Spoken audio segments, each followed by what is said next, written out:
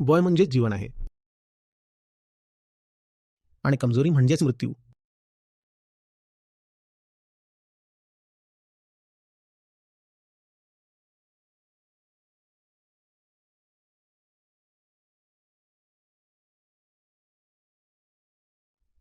ही गोष्ट कुठलाही गोळ न करता त्यांनी थेट मांडली,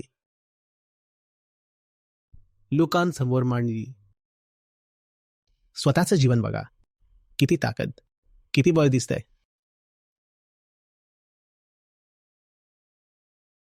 आणि जर तुमच्या शरीरात ताकद नसेल, तुमच्या मनात ताकद नसेल, तर तुम्ही वरवरचं उगाच स्वतःला धार्मिक किंवा आध्यात्मिक म्हणताय.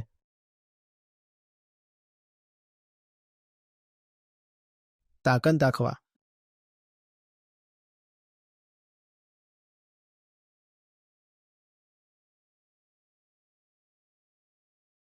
आणि आपण 20व्या शतकाच्या उंबरठ्यावर उभ्या असलेल्या हिंदुस्थानाबद्दल बोलत आहोत. ताकद जरा कमीच बघायला मिळायची. सामान्य लोकांचं तर सोडाच, पण तरुण पिढी कमकुवत आणि दुबळी.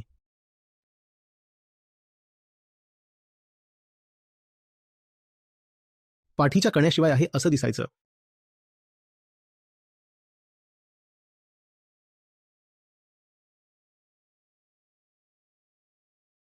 आपल्या याच वक्तव्यावर जोर देऊन इथपर्यंत सांगून गेले की हे जे तुम्ही भगवद्गीतेचं पठण करत आहात, हे महत्वाचं नाहीये. त्यापेक्षा जास्त महत्वाचं आहे की तुम्ही जाऊन फुटबॉल खेळा.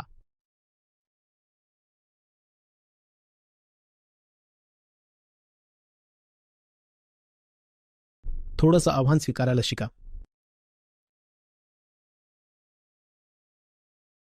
स्पर्धा करायला शिका.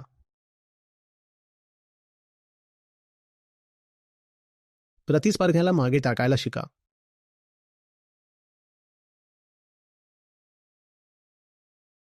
पण हे सगळं जर तुम्ही करत नसाल,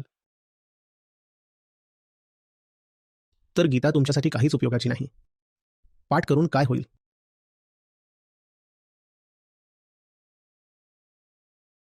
कृष्णाचा उपदेश बळकट लोकांसाठी, धाडसींसाठी, ताठमानेने उभ्या असलेल्या तरुणांसाठी आहे.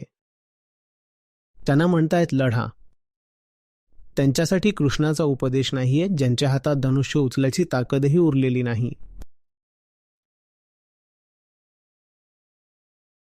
जरी त्यांना लढायला लावलं तरी ते लढणार कसे? ते म्हणतील की हात उचलतच नाहीये, खूप जड धनुष्य आहे.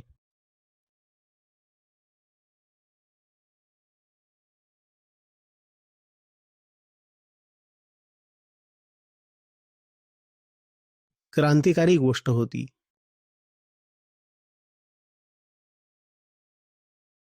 नाहीतर सामान्यतः असं असायचं की अध्यात्माच्या नावाखाली फक्त परलोकाच्या गोष्टीच केल्या जात असत. आत्मा वगैरे वरच्या गोष्टी, दैवी गोष्टी.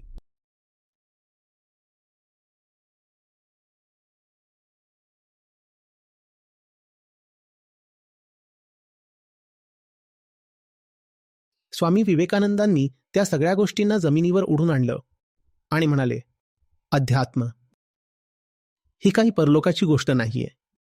अध्यात्म म्हणजे तुमच्या डोळ्यात आज जे तेज आहे त्याची गोष्ट आहे.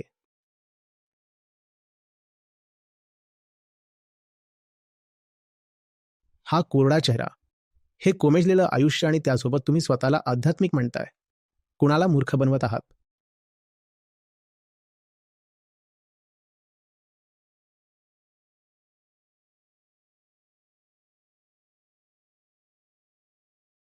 कसलं तेज नाही,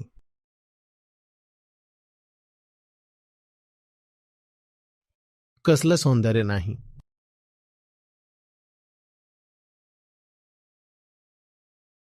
अध्यात्माला तर तुम्ही अगदी हवेतच उडवलं. क्रांतिकारी गोष्ट होती.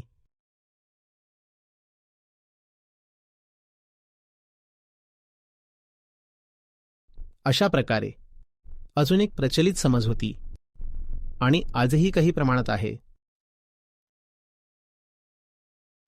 ती अशी की अध्यात्म आपल्या एखाद्या एकांतात बसून, आसनात बसून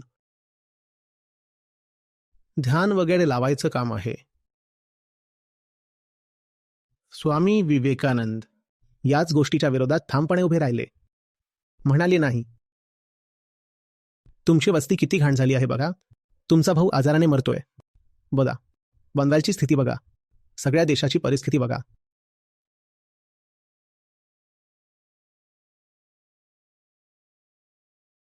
आणि तुम्ही म्हणताय की तुम्ही आध्यात्मिक आहात, कारण तुम्ही आपल्या खोलीच्या एखाद्या कोपऱ्यात बसलाय, डोळे बंद करून. घरातून त्यांनी म्हटलं बाहेर पडा, आणि विशेषतः तरुणांना उद्देशून म्हटलं बाहेर पडा. समाजसेवेशिवाय अध्यात्म असू शकत नाही. झाडू उचला, गल्ल्यांची, रस्त्यांची सफाई करा, रस्त्यावर उतरून स्वतःच्या मेहनतीने चांगला आदर्श प्रस्तुत करा.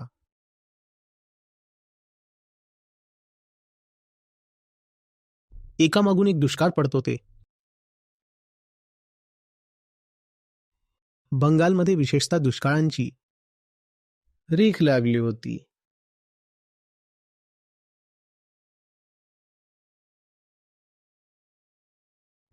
स्वामीजी आपल्या सोबतच्यांना, अनुयायांना सेवेच्या कामावर नेमत असतात, आणि सगळ्यांच्या पुढे स्वतः राहून आदर्श उभारायचे. ते म्हणायचे की ही वेळ फक्त ध्यान भजन कीर्तन करायची नाहीये. करत राहा ध्यान भजन कीर्तन, पण आत्ता माणसाची सेवा हीच खरी नारायणाची सेवा आहे.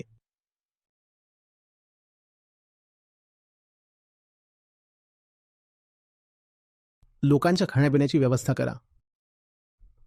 जिथून शक्य होईल तिथून पैशांचीही सोय बघा. अन्नाची व्यवस्था करा. लोकांना वाचवा.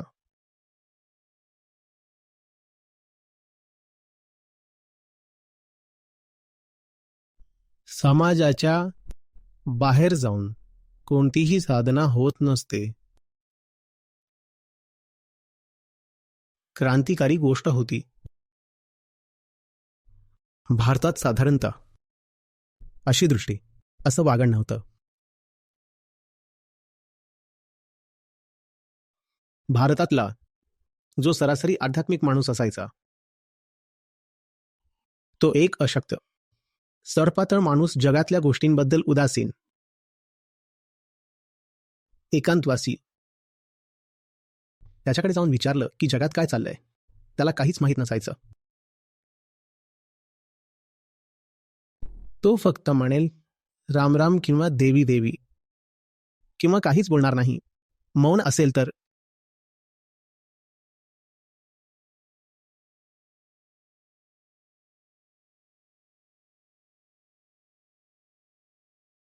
त्यांचे दंड बघितले तर त्याचे हात एखाद्या निरोगी माणसाच्या हातापेक्षाही बारीक असायचे. त्याच्या चेहऱ्याकडे पाहिलं तर ना कसली कांती, ना तेज, ना कसला दरारा. त्याचं बोलणं ऐकलं तर त्यात दम वाटत नाही.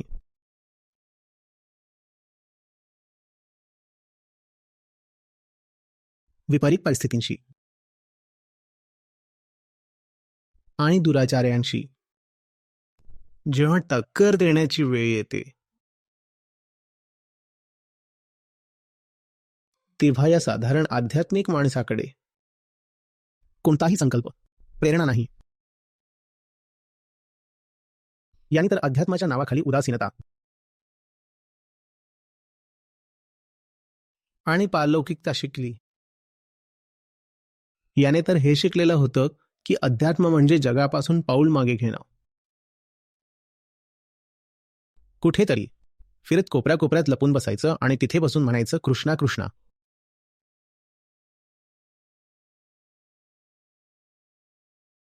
स्वामी विवेकानंद म्हणाले, हे सगळं नाही चालणार. तुम्ही हेच करून भारताची दुर्गती केली.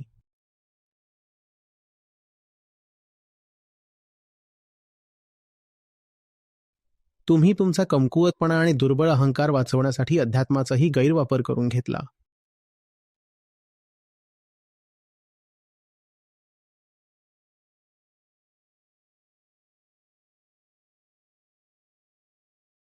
तर जेव्हा चर्चा व्हायची, स्वामीजी त्यांच्या सोबत्यांसोबत जगभरातल्या साहित्याची चर्चा करत असायचे. सगळ्या प्रकारच्या घटनांबद्दल माहिती बाळगायचे.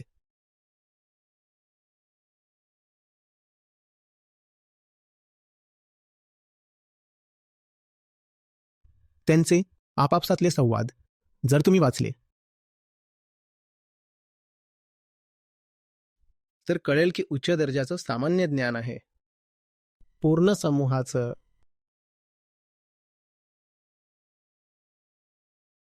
स्वामीजींनी ज्या यात्रा केल्या त्याबद्दल तर सगळ्यांना माहीतच आहे. ते आपल्यासोबतच्या लोकांनाही प्रेरणा द्यायचे, ज्ञान मिळवण्यासाठी आणि फिरण्यासाठी.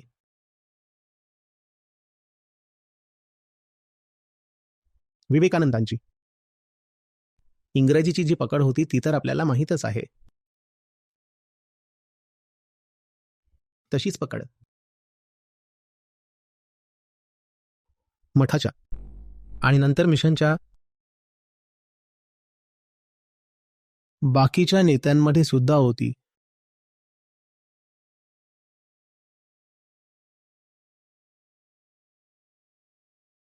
हे सगळे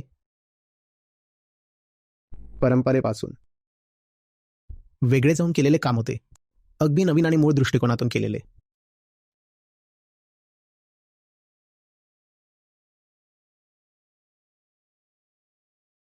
नाहीतर भारतात असं कुठे झालं होतं की कोणी भारतीय संन्यासी पाण्याच्या जहाजातून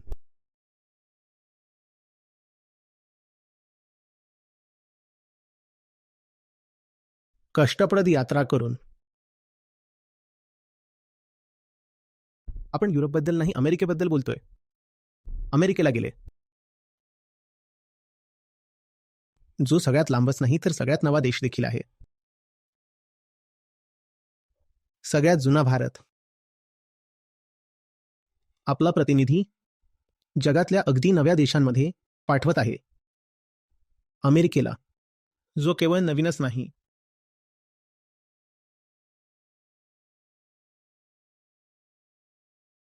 तर पृथ्वीच्या अगदी दुसऱ्या टोकाला आहे.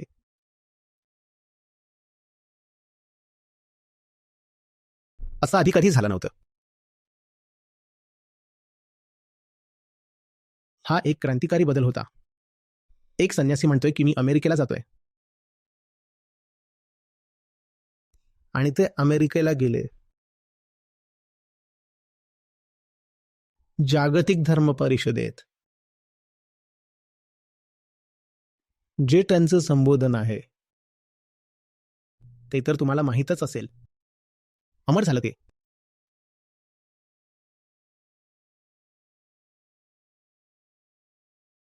आपल्या लक्षात असायला हवं की एका संभाषणासाठी ते अमेरिकेला गेले नव्हते. त्यानंतर ते तिथे कितीतरी महिने राहिले, एका मागोमाग एक छोट्या मोठ्या सभा घेतल्या, आपला संदेश पसरवला, नंतर तिकडून मग युरोपला पण गेले, तिथेही तेच केलं.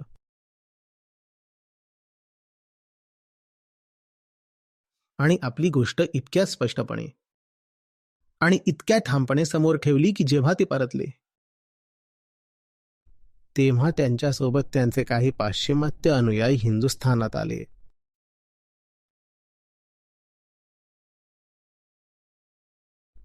ही ताकद होती. आणि त्यावेळी त्यांचे एकूण वय किती होतं? एकदम तरुण.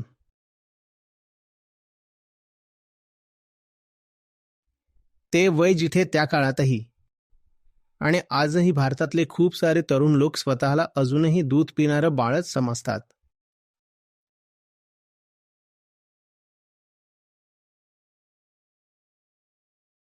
स्वामी विवेकानंदांनी सगळंच बदलून टाकलं. ते म्हणाले, 25 खूप जास्त असतं. 25व्या वर्षी तुम्ही कसे काय स्वतःला मुलगा किंवा बॉय म्हणताय?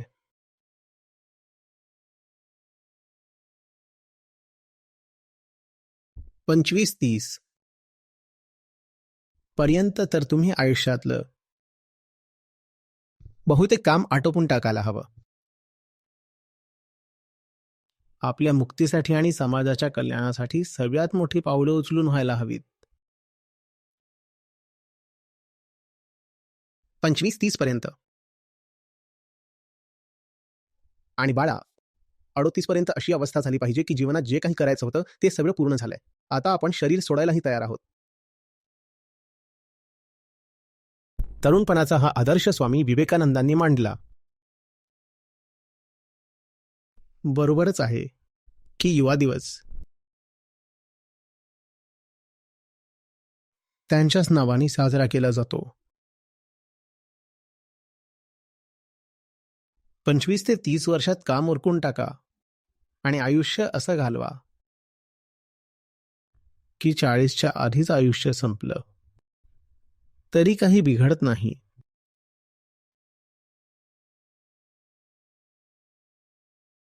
म्हणतात की त्यांनी स्वतःच सांगितलं होतं, 40च्या पुढे नाही जाणार.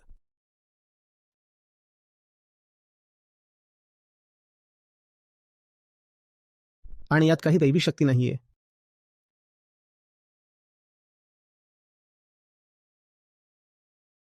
किंवा काही अलौकिक त्रिकालदर्शी शक्तीची गोष्ट नाहीये. ते जसं जीवन जगत होते ते एक जबरदस्त जळणाऱ्या तरुण मशालीसारखे होते.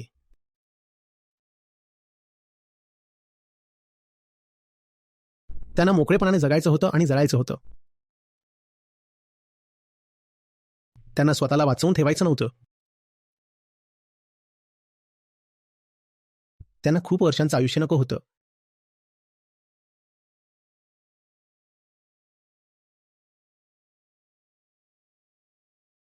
मग आश्चर्याची काही गोष्ट नाहीये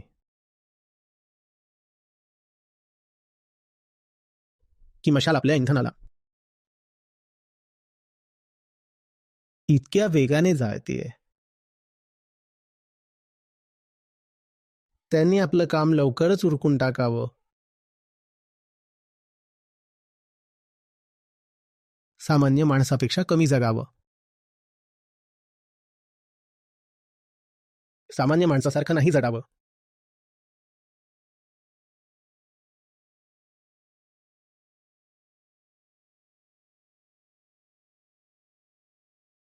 समजतंय का? साधारण संन्याशाबद्दल काय धारणा होती लोकांच्या मनात? एक बारीकसा अशक्त म्हातारा, लांब दाढी ठेवलेला, मळके कपडे घालून भीक मागणारा माणूस. स्वामी विवेकानंदांनी हे सगळं चित्रच बदलून टाकलं.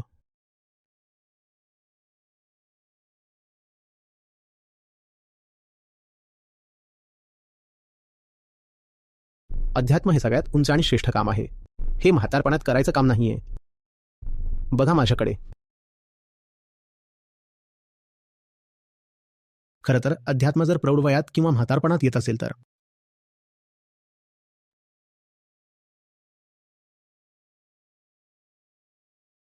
ही तर नशिबाची गोष्ट आहे की तुम्ही वाचलात.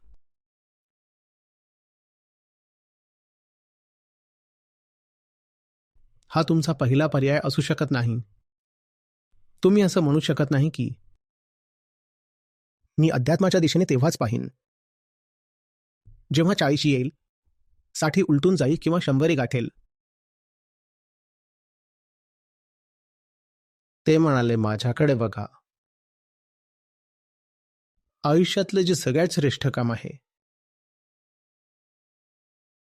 त्यालाच तर जीवनाची सगळ्यात उत्तम वर्ष द्यायला हवीत. आपल्या आयुष्यातले श्रेष्ठ वर्ष तेच आहेत जेव्हा शरीरात जास्तीत जास्त ऊर्जा आहे. आणि माझ्या जीवनातला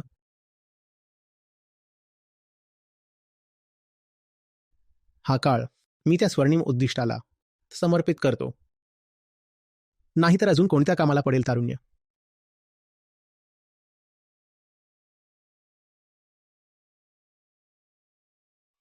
सगळ्यात मोठं आणि उंच काम जर त्यालाच दिलं नाही तर मग आपल्या जीवनाची ऊर्जा मी अजून कुठे वापरणार? मग तर तारुण्य उन्मत्त होईल, आत्मघाती होईल. वेळेचा, ऊर्जेचा आणि आयुष्याचा अपव्यय करेल.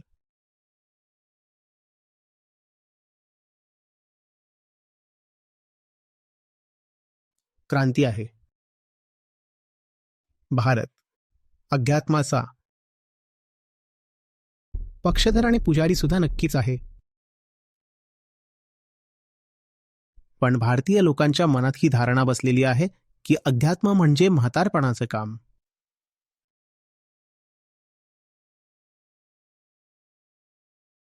इथे पाहिलं तर ज्याला बघावं तो धार्मिक आहे,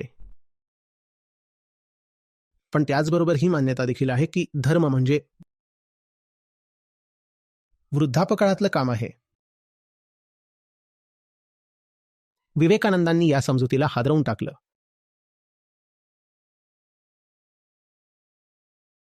आणि आजही जिथे कुठे स्वामी विवेकानंदांचा फोटो लावलेला असेल, मूर्ती उभी असेल, ती मूर्ती, त्या मूर्तीचं तेज, त्या तरुण व्यक्तीचा प्रकाश साक्ष देत असेल की अध्यात्म म्हातारपणचं नाही तर तारुण्याचं काम आहे. ती सगळ्या तरुणांना प्रमाणित करत असेल आणि आमंत्रण देत असेल की या, मला बघा, मी काय केलं ते बघा, जे मी केलं तेच करा आणि तेव्हाच करा जेव्हा मी केलं.